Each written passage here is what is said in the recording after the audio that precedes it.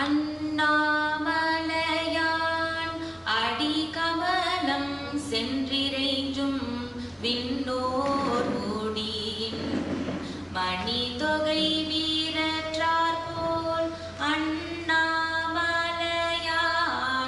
அடிகமலம் சென்றிறைஞ்சும் விண்ணோர் முடியின் மணி தொகை வீரற்றார் போல் கண்ணாரிரவி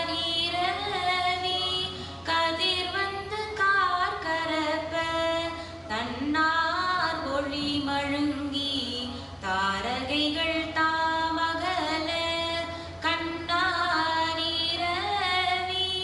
கதிர் வந்து கார்கரப்ப தன்னார் ஒளி மழுங்கி தாரகைகள் தாமகல பெண்ணாகியானாய்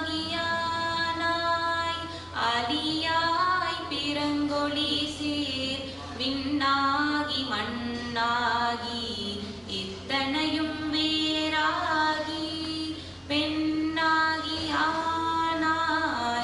அலியாய் பிறங்கொழி சேர் விண்ணாகி மண்ணாகி இத்தனையும் வேறாகி கண்ணாரமோதமுமாய் நின்றான் கடல் பாடி பெண்ணே பூங்குணல் பாய்ந்து ஆடிலோர் எம்பாவாய் கண்ணாரமோதமுமாய் நின்றான் கடல் பாடி பெண்ணே பூங்குணல் பாய்ந்து ஆடேலோர் எம்பாவாய் பெண்ணே பூங்குணல் பாய்ந்து ஆடேலோர் எம்பாவாய். திருச்சிற்றம்பலம். பாட்டின் பொருள். நேத்தாலே முக்தி தரும் திரு அண்ணாமலை இறைவனின் ஒப்பற்ற தன்மையை இப்பாடல் கூறுகிறது. பஞ்சபூத தலங்களில் திருவண்ணாமலை அக்னி தலமாக விளங்குகிறது. சூரியனின் ஒளி வெளிப்பட்டதும் விண்ணில் உள்ள நட்சத்திரங்கள் எல்லாம் எப்படி மறைகின்றதோ அதே போல அண்ணாமலையாரின் திருவடி முன் தேவர்களின் மணிமொழியில் உள்ள பலவிதமான விலைமதிப்பற்ற நவரத்தினங்கள் ஒளி இழந்து விடுகின்றன. திருமாலும் நான்முகனும் தங்களில் யார் பெரியவர் என்ற வாக்குவாதத்தை கண்ட சிவபெருமான் அவர்கள் முன் தீப்பிழம்பாய் காட்சியளித்தார். அத்தகைய பேரொளி முன் தேவர்களில் மணிமுடியில் உள்ள நவரத்தினங்கள் ஒளி இழந்து போவதில் எந்த ஒரு வியப்பும் இல்லை.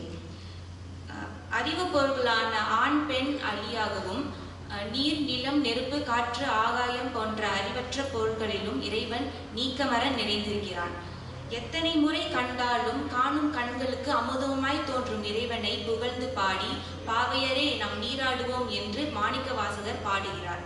இறைவன் உயிர்களிடத்தில் ஒன்றாய் உடனாய் வேறாய் இருக்கும் சைவ சித்தாந்த அத்துவிதத்தை மாணிக்க வாசகர் இப்பாடலில் உட்கருத்தாக குறிப்பிடுகிறார். நன்றி. திருச்சிற்றம்பலம்.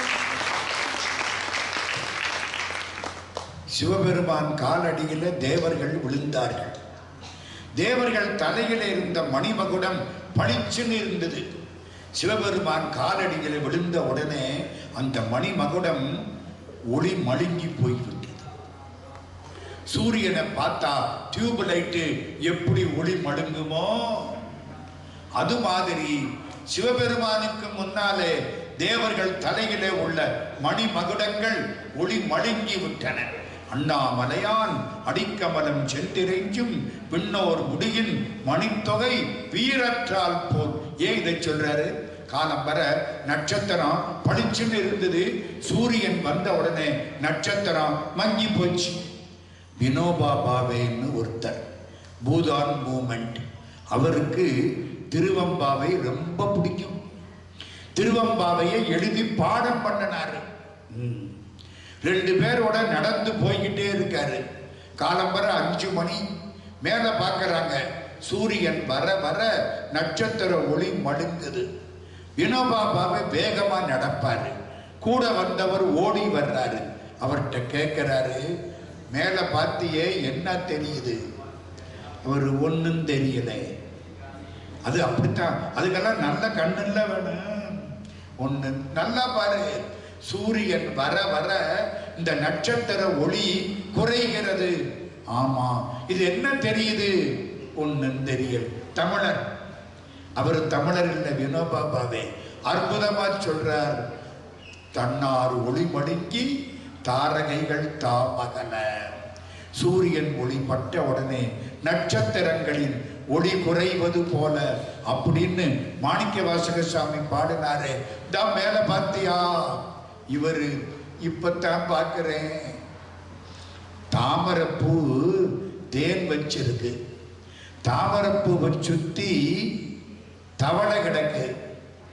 தவளைக்கு தேன் தெரியல. எங்கே இருந்தோ வர்ற வண்டு தேனை சாப்பிட்டு போயிடுச்சு. தாமரைப்பூ தான் திருவாசகம், தவளை தான் நம்மண்ணா, வண்டு தான் வினோபா பாவே. எங்கே இருந்தோ வந்து கண்டுபிடிச்சு ஓடி போயிட்டார். இந்த பாட்டு அற்புதமான பாட்டு. அண்ணாமலையான் திருவண்ணாமலையில பாடின பாட்டு. நம்முடைய சகோதரி கோதை கர்ணன், அதானம்மா ஆண்டாள் நாச்சியாருக்கு பேரு கோதை, தெரியுமா? பரவாயில்லப்போ, இன்னொரு ஆண்டாள் நாச்சியார். நம்முடைய வாழ்த்துக்கள். நன்றி.